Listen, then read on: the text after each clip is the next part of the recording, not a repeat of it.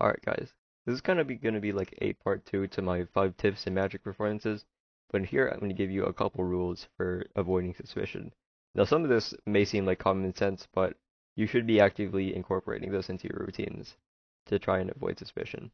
Nothing I'm gonna say here is particularly groundbreaking, but it's definitely good to know. So, on to the first tip. Now for my first tip, it's going to be that it's always easier to eliminate suspicion before it forms rather than after. And the way you can achieve this is by subtly eliminating common theories that people may form against your card tricks. So I did mention this in my other video, but if you're performing in any card at any number routine, it's definitely very suspectable that a person thinks you're running duplicate cards.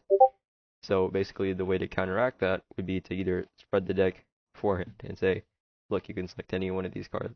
And then they would say, they would see that it would be unlikely that you're running a duplicate.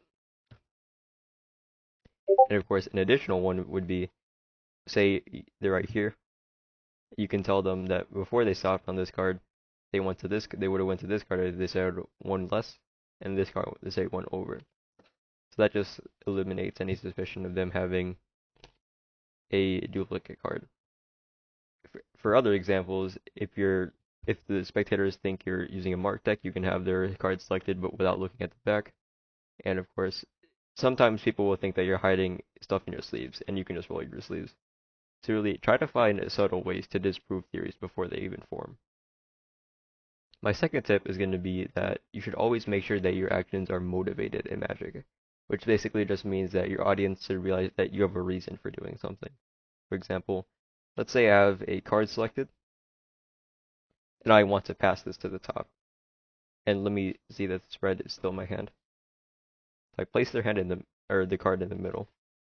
And basically, in order to square this out, it'd be most convenient for me to tap it on the deck. Right? So now my action is motivated.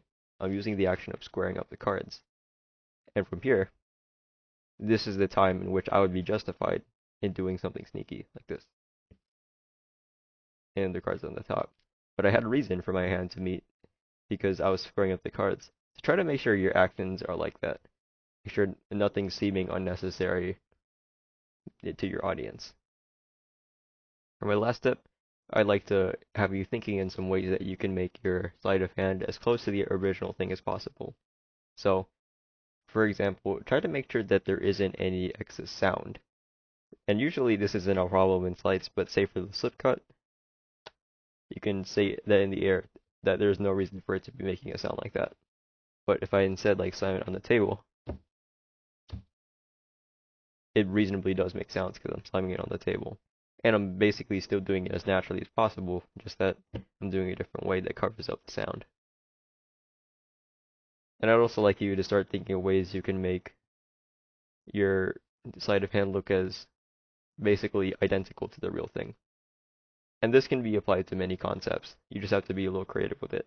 For example, in the Marlowe's tilt, you aren't actually placing the card in the middle of the deck. But to make it seem like you do, you might poke the middle of the deck a little bit and then place it in. Or you might bend the card before you place it in.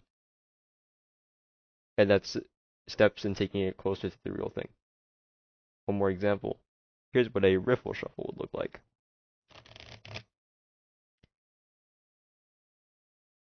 And with a zero shuffle, it's basically a false riffle shuffle. So you want to make that as close to the possible as the real thing. Basically, in the slip cut version, you'd basically cover up the noise by slamming on the table. I bring it up to riffle as normally, and this should basically look natural. But usually, when I see people push it in, they just do it in an instant. And I usually find that the card's a little too stiff to do that in a riffle shuffle. So to best replicate that, what I might do is I start pushing like this, and then I square like this. The same way I would like in a riffle shuffle. So basically, just try and find ways to replicate and subtly imply that your sleight of hand is close, or is the exact same thing as the real thing. One last little thing, maybe this applies to you, maybe it doesn't, but if you're controlling a card, say fourth from the top, to prove that a person's card is in the middle somewhere, but you've already controlled it right here, you might turn up the top 3 cards. And when you do this, you want to say, are any of these your card? And they're going to say no. And the reason you want to say this is because you're suggesting that you really don't know the location of your card. Sometimes people will say, you see that your card isn't there. And, you're not really supposed to know that. And you're kind of giving the audience some information and making them a little more suspicious. That's just a small thing. Otherwise, that's going to be the end of this video. Hope you enjoyed this, and I'll see you in future videos. Goodbye.